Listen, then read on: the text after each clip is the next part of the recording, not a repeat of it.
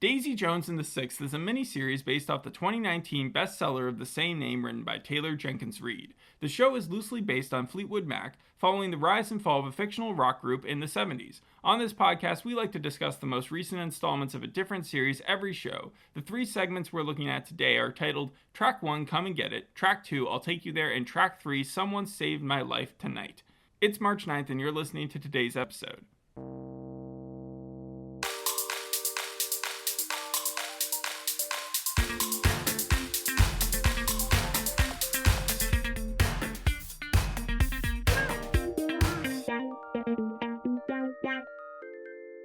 What's the best rock and roll band of all time? I don't know. What? After watching the show, isn't it supposed to be Daisy Jones and the Six? They're supposed to be the biggest band of the 70s. Okay, and did you hear any of their music? Yeah, you hear a ton of their music. In fact, that's my first pro. Like, the soundtrack for this show was crazy. And I'm not just talking about, like, Carole King, Jay Ramsey, and Todd Rundgren, among plenty of other, like, familiar songs you hear. Like, the original songs that they made just for Daisy Jones and the Six. I think there's 11 of them, yeah? Yeah, are really good. Like, there was one that they did in the first episode called Susie Q that I'm probably going to download onto my Spotify. It was that good. Okay. That's not what everyone has said, but I'm glad that you liked it. Wait, really? People have had a problem with the music? Because that was the most impressive thing about the show. I felt that the songs fit the era so well. Not that they don't fit the era, it's that this would be considered the best, like, album of all time or something. I don't know exactly, but let's kick off this episode by doing some classic 1970s rock music fact or fiction. A little bit of a game here. I'm usually awful at these, but okay. I have 4 crazy scenarios, and one of them is false. And I want to see if you know which one just offhand, if you've heard of any of these. Have you ever heard of the Edgewater Hotel? No. It's in Seattle. The Beatles kind of popularized it in the 60s because it's a hotel where you can fish out the windows. Okay? Fish out the windows? And so Led Zeppelin, a few years after the Beatles came in, decided to also make a visit. But Led Zeppelin was it had a little bit more antics when they'd visit hotels. And they left the place in kind of a mess. They threw everything out of their rooms into the bay underneath. Wait, and why? Then they Just left. 'cause they were that crazy? They also left 30 dead mud sharks that they had caught over the night in their room. Wow, okay. Yeah, that's so they were insane. banned from the hotel, right? Yeah. Okay, but then they snuck in years later after a show where even, like, eluding their agent, they came in under false names to get back into the hotel. And this is one of the fact or fictions. 5 years later, using fake names, checked in, got in there, and everybody was freaking out whether or not they were going to do anything. The next day, there were no TVs in the room. All 5 TVs had been chucked into the bay. Okay. Okay. The next one is, during the worst of his drug addiction, Bowie lived on a diet of mostly milk and peppers. Number 3 is that Pink Floyd's Animals, the cover of it, has a flying pig outside of a location close to the London Heathrow Airport, and the pig actually escaped. So, like, it got loose and it started floating up, and it actually did mess with the pilots who were approaching with their planes, and they had to bring it down. When you say the pig escapes... Yes, so the album cover has a giant pink pig that's floating, yeah. Yeah. And it escaped, and it was in the air, and then the pilots almost hit it, yeah. And then the last one is Janis Joplin once traded her signature scarf, so you know her signature scarf, okay, for a pet monkey, which she then took on tour with her. So it's either the Led Zeppelin one about the hotel, Edgewater Hotel, or David Bowie living on a mostly milk and peppers diet, the Pink Floyd album cover, Pig, or Janis Joplin trading her scarf for a pet monkey. I feel like it could be any of these. The first one I'll say because it seemed like there was a lot of backstory that you threw in there. This might be good for me. Okay, go ahead. That's the one that I was guessing, the first one. Oh, that it's fake? Yeah. No, that's 100% true. Okay, then I was going to guess... There's worse stuff that they did, but I just didn't include it. But yeah. I was going to guess the pig one, really. The pig one is also true. So is it the David Bowie one, then? No, that's also true. Okay, so the Janis Joplin one, she never traded her terrible signature scarf for a pet monkey that she then took on tour. But that would have been pretty amazing. So do you know who made this show? No, I don't. Okay, so Scott Neustadter and Michael H. Weber, they're best known for their distinctive writing style, which is often characterized with their sharp wit of their characters, clever dialogue, and their focus on romantic relationships. They've done things like 500 Days of Summer before, The Fault in Our Stars, and The Disaster Artist. Okay, that makes a lot more sense after seeing all 3 episodes for this show. But yeah. But tell me how so. Because it kind of turns into, especially in episode 3, it becomes more love story centric. At least like kind of a love triangle is being introduced. Because Daisy Jones and the Six actually don't perform a song together, or at least Billy Doon, who is the main singer of the Six, doesn't perform with Daisy Jones until the very end of the 3rd episode. Yeah, they don't even really meet, do they? Yeah. And that's weird because, well, it's not weird because in the books it also takes a while, but there's a lot of reason for that because they want to set everything up with the band and how that was created.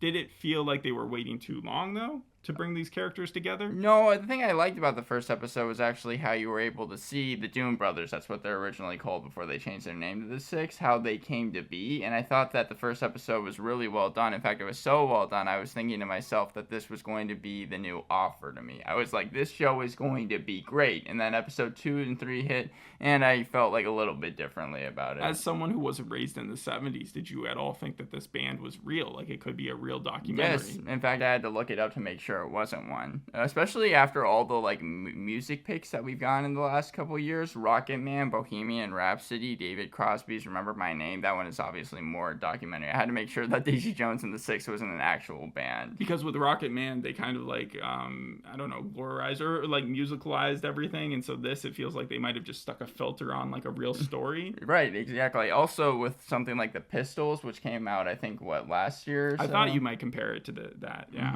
And so how did it feel? Like because that was a story about the craziness of the band mixed with the agent, and this is more a story of just the band, yeah? Yeah, I would say so. I mean, you do get a couple different people in there that aren't part of the band. Camila, for one, or Camille, she is Billy Doon's his wife. Yeah, they get married in the 2nd episode. She also becomes pregnant when they go on tour, and that becomes a big point in the next 2 episodes. Then you get Rod Reyes, Timothy Oliphant, who is one of my favorite characters. Did not expect to see him in this show. He's really low in the casting, so I think he came in later on, but he must not have a huge part, right? Yeah, he only shows up for a small part in the 1st episode and the 2nd episode, and then you get Teddy Price. But what does he do? He's the touring manager. Oh, the touring manager. He actually is able to get them a concert on the Strip at this place called McNasty's. In the 2nd episode, it's how it kind of chronicles the rise of fame still during that part of the story. McNasty's. McNasty's. And then Teddy Price, he I'd say he's like a main character for the show too. Sure. He's kind of I guess someone who owns a label or definitely is looking for talent throughout the 2 episodes, and there's this really kind of it's supposed to make you, I guess, kind of send a chill down your spine, because the Six, that's what they're called when they changed their name from the Doom Brothers, even after a run up to Teddy Price, who they recognize in this store, and ask him for an audition, and you can see that Teddy Price really doesn't want to, but then they do it and they become famous. The thing about this show is that even though it's fake, it definitely, you said this chronicles what band exactly? Fleetwood Mac. Steve Nicks. Yeah. Any band or any biopic, TV series, movie, whatever it is, it doesn't really matter. It does kind of fall into those similar tropes and same type of thing, which is a benefit and a curse, I feel like, for a show like this. Well, I was surprised at how recent the bestseller was that it was based on, 2019. And Taylor Jenkins Reid, a contemporary fiction author, has really come about in the last decade. And people know her from The 7 Husbands of Evelyn Hugo, Daisy Jones and the Six, and One True Loves, and Malibu Rising. But the book was immediately picked up by Reese Witherspoon's company. I saw, she's an executive producer for this. Which has produced a lot of good things like Gone Girl, The Morning Show, very successful, but also a few clunkers like Lucy in the Sky or Apple's Surface, which we did for the podcast. I remember. And so this really could have gone either way, and it sounds like so far you like the show. Yeah, I mean, I'm probably going to continue watching. It'll definitely pass. It's just one of those things where the first episode, I think it reminds me a little bit of it was a Dear Edward we did for the podcast that you watched, and you talked about how good like those first 3 episodes, or at least first episode was, and then kind of as you watched it a little bit more. Also, I didn't say that for the podcast, but I have like kept up with it because I said I would, and it definitely It did turn a little bit more soap opera-ish, but like I still really like the show. And that's kind of what that's what I fear, because it's like the show hasn't gone to the point of soap opera drama yet, but I do see that when it kind of focuses more heavily on the drama and turns away from not as much like concerts or music that you see them singing or really things about the band, it does turn really slow. I saw one article, only one, but it did kind of call it a slow burn. I'm not sure if I agree with that, because I do think that the pacing, there's enough stuff that happens in each episode to keep you invested, but it does make me worried about the rest of the series. How many more episodes is this supposed to be? 8 or 10? I think it's 10 altogether, 10. But New York Times said something similar. It was a positive review. It said the Amazon miniseries about the rise and fall of the 1970s band mixes music, nostalgia, romance, and a heavy dose of soap opera. Mm-hmm. So you know what you're getting into when you jump into this Amazon series. Another thing I wanted to point out, though, was that, you know, Lindsey Buckingham from... Yeah. From what? From, well, SNL, I know Bill Hader always portrayed him, but I know he's an actual singer. Yeah, he was in Fleetwood Mac. So it was between Lindsey Buckingham and Stevie Nicks. That was the romantic tension that this whole entire, like a 1997 concert or something, is what Taylor Jenkins Reid used as inspiration to even start this book. So the romance connection between Billy, you say, and Daisy. Yeah. That's the thing that kind of is supposed to guide this series forth. Does it seem like that's going to, like, that they've developed that well? Yeah, I mean, it kind of. The thing is that what Billy continually does, that does piss me off in the show, is he keeps lying to Camilla. Yeah, he's supposed to be sort of a dick. Yeah, what happens is, so they go on tour in the second episode, she's pregnant, she's continually calling him, and it seems like at first he's calling her too. He's obviously doing drugs, and you can just tell that, like, through the phone. Well, so is everyone, aren't they? Like, even Daisy does drugs? That she's supposed to be substance abuse? Well, one of my favorite characters is Warren Rojas. He is the drummer for the band, and he is definitely supposed to be the funniest out of all of them, but he also seems to be the one that just kind of rolls with everything. Everyone else, Graham Dune, who is Billy's brother, he kind of is, I guess, the moral center, and then you have Eddie Roundtree, who just, it seems like his main purpose, at least for the rest of the show, is to continually be mad at Billy, because Billy had to end the tour early. But and they actually got rid of one character, one of the, like, siblings of one of the characters, to make it 5. So it's really Daisy Jones in the 5, as opposed to Daisy Jones in the 6th in the TV show. And they do address that, I think. Yeah, they make fun of the one point of, like, Michael Jackson in the 5. Yeah, I believe they use that as their excuse for not going with it. But the real excuse is they just couldn't make another character, or they didn't want to add someone who was just going to be superfluous. The reason that I brought up Warren Rojas, though, is because he does say at one point, I think it's either the second or third episode, how everyone was doing shrooms, everyone was doing all kinds of drugs. And do you get a shroom type cutscene montage, anything like that? No, but it did remind me a little bit. They do different parts of things that reminded me of Pistols, where, like, it will go kind of, I guess, surreal on you. Like, for example, Camila, she is using a camera, and when she's using a camera, you can see, like, through the footage of the camera, which is very 70s and very, like, aesthetic driven. Yeah, I remember Pistols was also shot, like, completely, though, in a filter. Yeah, it's not like this. This is filmed. Yeah, but clearly. It was also based off the book by one of the band members. So it does make sense that even though this isn't a mocking style of it, it definitely pays homage to a lot of the 70s culture and stuff that was going on there. One interesting thing about the guy who played Billy, though, which I think you'd like because it deals with Elton John, is that Sam Claflin originally overstated his music experience. So they brought in... Overstated it? Yeah, he came in to do an audition, and guess who was there? Elton John, and he ran through his act, and it was not good. But they kept him around as, like, a potential because of just his acting ability, and over, like, I think the pandemic, he, like, improved. I was going to say, the acting for this show is really good. Sam Claflin, in particular, I think, does the best job. They did, like, a fake concert before they started shooting the thing. A fake concert? Yeah, like, the 5 or 6 of them, like, went on and did, like, a short show on, like, I don't even know where it was. But, like, they did that just to prepare and see if they had the same... Or not, I guess they'd already been cast, so everybody knew that was going to be the band, but they just wanted to, like, work together. It's interesting. The reason why I give Sam Claflin such credit is because Billy Dune in the second episode, he's cheating on his wife. Like, Camilla shows up to where they are. He sees that inside the RV that they have, he's, like, sleeping with other women. He's having to go to rehab. And even though Billy is doing all of these terrible things, you still do care about his character. Wow. And that's why I had to give props to it. But like, why? Why do you care about his character? I think it's because you just charisma. He's the one that I don't want to say he's the glue keeping all of the band together, but he is the one that like I feel like has the highest hopes for the band, especially because in the first episode you see how it all came to be. Graham, Eddie, Warren, and this other guy named Chuck who leaves in the first episode to become a dentist because he is able to get into a college. They were all in the same age group. I think they were like all middle schoolers, and then Billy was really I think either in high school or just about to be out of high school, and then Graham is kind of able to coerce him into the band, and really it's Billy that is able to bring the band kind of to these new heights. He's the singer, he's the main character of the show. Well, you'd think that Daisy would be, right? You think so, but that's actually not the case. Daisy does have like her own like small parts in it. You learn about her backstory in the first episode. She had kind of a rough home life. She keeps a lot of her details for her songs in her book. Perhaps the biggest thing that happens to her in the first episode, and it's addressed in the third episode, is she's dating someone and she has come up with a song, and that the boyfriend steals her song, and then it becomes the number one song played on the radio. Yeah, so a lot of that was because of like the Lindsey Buckingham thing that we talked about earlier. The person that Sam Claflin said he based his performance persona off of was Bruce Springsteen.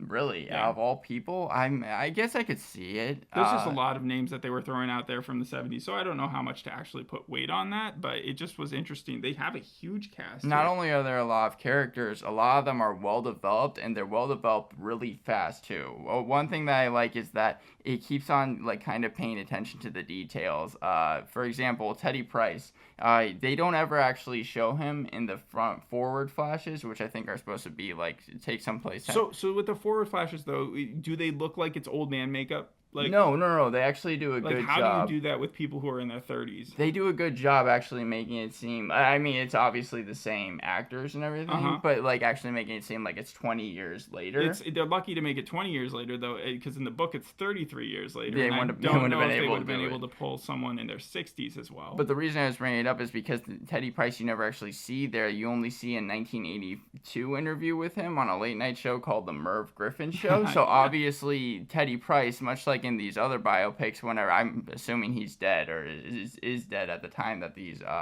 front forward interviews are being filmed or whatever, he's not actually showing up. So that's something I liked as well, because that's something you see all the time whenever they aren't able to actually. It's like foreshadowing without exactly saying, even though everybody sort of knows exactly. Give me the 3-episode like recap. Okay, so the first episode, it's the Doom Brothers and their rise to moderate success. They are kind of a band out of Pittsburgh, and they lose people along the way. Like I was saying, Chuck, he ends up deciding to go off to college, even though he was a bass guitarist, so then Eddie Roundtree has to end up taking over for him. And at the end of the episode, they decide to leave their town, Pittsburgh, and move to California off of Rod Reyes's, again, Timothy Oliphant's advice, because Rod Reyes was basically like, this is the only way to do so. California is going to have the most opportunity for you. Reminded me a lot of Reservation Dogs at the end of season 1, where I think like at least one of the main characters left Oklahoma to go to California. It just reminds me of anything where they're like, I got to get to Hollywood, I got to make it big. And getting out of this little town. Yeah. And in the first episode, that's also where Daisy Jones had her boyfriend steal her song, and it becoming like a massive success. In episode 2, thanks to the touring manager, again, Rod Reyes, who they meet at the beginning of the episode, he's able to get them that concert on the Strip, and because of that, even though there are like some troubles that kind of arise, the Doom Brothers are still on their way to success. They even got a new keyboard person named Karen to kind of even out, and then I think her nickname in the book was Karen, but they might not have kept that. I don't think they did, because I think when I was going through the X-ray that they have on Amazon Prime, I think it was I don't think it was Karen. I think it was a different last name. Well, it's not a real last name. And then also with Eddie, you said his last name's Roundtree. I think his name in the book is Eddie Loving, which is interesting. They just flipped out some names, got rid of some characters, but overall kept the main story. Keep going. In the second episode, Teddy Price ends up deciding to listen to the Six, and the Six, as he puts, like ends up like blowing his socks off or whatever. They're able to get signed to a label, and that's when the whole entire storyline with Billy and Camilla hits, with the whole entire pregnancy, her showing up to where they are, him cheating on her. And at the end of the episode, she has the baby, but Billy decides that he needs to get help, and thanks to Teddy Price drives him to rehab. Third episode, after Billy goes to rehab, he really is trying to kind of patch things up with Camilla. And how is rehab how is rehab represented there? You actually don't see him ever in rehab. Gotcha. It's just one of those things where you see him like kind of be driven there and then be driven is back. He like are his eyes solo or like... His appearance is a lot different. Yeah, when he leaves, is he a lot happier? No, when he leaves, he's a lot sadder. Yeah, I mean, like, it really, I guess with Billy, it's kind of a tragic story what happens to him, because you can tell that his wife still isn't really over what he ended up doing, and really wants him to just hold his child, and he does so later on. But he makes a song also called Honeycomb, but the label decides not to go for it, especially because the tour that they ended up canceling midway through because of Billy having to go to rehab and everything that was happening, lost them a ton of money. And then Teddy decides on his own dime, this is revealed later on in the episode, to get Daisy and Billy decide to then sing Honeycomb. Initially, Billy doesn't like it because he feels like the lyrics are being changed, and he's like, why, if the label is going for it, would they not be okay with it? And that's when Teddy is like, the label didn't go for it. I'm paying for this on my own dime, but you really do have to change the song if you want any chance of success or getting back into the music industry. They record it, and then that's when Billy again lies to Camille. After he is calling her, he's basically like, yeah, it was a wash. We weren't able to record it, even though they did. I think that's because he doesn't want her to know about Daisy. And again, that's when they first kind of meet in the third episode. Okay, and so out of the three, which is your favorite? The first episode. The first episode seemed like, I guess because it was so small in comparison to the other two episodes. You know, they weren't going on tour, they weren't being crazy, but you were seeing them like play at these small venues. It was shot like a movie. It did remind me of The Offer, kind of tone-wise as well, and I was really enjoying it, and I really thought to myself this was going to be the next best like show. Okay, so you talk a lot about your pros. Any main cons? Yeah, so the one thing is that I don't understand, and I know that we just got Daisy and the Six kind of together, working as a band, but I don't understand why the fall for the characters had to happen so early on into the show, especially the I think it's a lot of tiny falls, but then like jump ups, like one step back, 2 steps forward. Billy's falls were huge. I mean, not only the fact that he got like his wife pregnant, that's part of the reason they get married is because she gets pregnant, by the way, but also because he has to like go to rehab and all this stuff. I was a little thrown off by that. Like I was saying, if you look at like Led Zeppelin, the Doobie Brothers, like there's a lot of bands that the main or the, like even the drummer and like the Who and stuff, where people die or like tragedies happen or people leave, you know, and the band continues to exist afterwards. Yeah. So maybe they were just trying to show how this band had gone through its own strife and troubles. I don't know. The episodes are also really long too, 15 minutes. 50 minutes. And for I think all three of them. Are you going to continue to watch it? Yes, I am. Oh, okay, and I think that's mostly because the first and second episode, and yes, even the second episode, are good enough where I think that like I would give the first episode probably a 9, the second episode probably a 7.5, even though it deals a little less with altogether. The songs. You give the series a. The third episode I would give a 6, and it's for that reason that I would give the show as a whole a 7.5 out of 10. 7.5. Yeah, so it does, like I said, pass, and I am interested to see where the rest of the show goes. I'm glad to know that it's 10 episodes as opposed to 8. That was a fear that I kind of had. But I think the show could just do if it really did pay more attention to the music and the band, because it is also falling into a problem, which I didn't think it was going to have in the first episode, where one of my biggest problems with Bohemian Rhapsody was, aside from Freddie Mercury, you don't get a lot of other story with the band. Brian May and all of those other people, they don't really touch upon, and the same thing is happening here. We're focusing so much on Billy. I want to know, even if it is just a small storyline, what's happening with Graham, Eddie, Warren, because they're all good characters, and I feel like they could have compelling storylines if the show gives them a chance. You probably will. You also hear about Simone, right? Like, she's supposed to have quite a backstory. So Simone, she is someone who knows Daisy Jones. They're even living together at some point, and so they're roommates. She has her first taste of success in the third episode, but she gets sexually kind of assaulted. Oh, wow. For example, one of the producers grabs her by the waist and sits her down on his lap as they're listening to songs and it's like touching her thigh and everything. Okay. That's something that happens in the third episode. Also, I should mention there was a very funny part in the third episode where Daisy Jones meets up with the boyfriend who stole her song at a party and then throws him into a pool. It was nice seeing justice for that finally. Overall, the show has these moments and I think it's going to work. I just wish it was as good as it was. It has an 8.1 on IMDb, a 74% on Rotten Tomatoes, which falls pretty in line with your 7.5 that you're giving it. You said your favorite character was Warren, That's and then right. second is Rod. Anything else you want to say about the series? No, I think I basically covered everything. All right. Well, thanks for listening. We'll see you on the next episode. Hope you enjoyed this one. Bye. Bye.